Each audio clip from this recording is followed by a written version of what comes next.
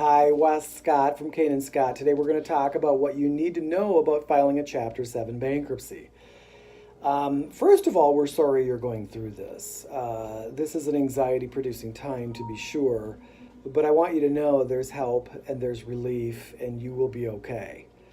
Number one, filing Chapter 7 bankruptcy improves your overall credit. I know this sounds very strange to say that filing bankruptcy improves your credit, but it does, because you go from debt to no debt.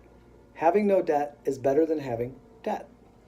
Number two, you're going to have one regret, and you need to prepare yourself for that, and that is that you should have filed a long time ago. Everybody says the same thing. We suffered too long, 2 to 3 years longer than we should have. We're all human. We all do the same thing. Don't beat yourself up. Three, the vast majority of people in a Chapter 7 bankruptcy lose no assets. Most people keep their homes and their furnishings and their pensions. Fifth, some debts will not get wiped out in Chapter 7 bankruptcy.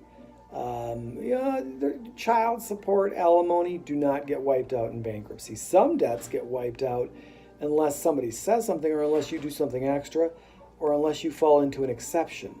And income taxes are one. There's exceptions to the general rule.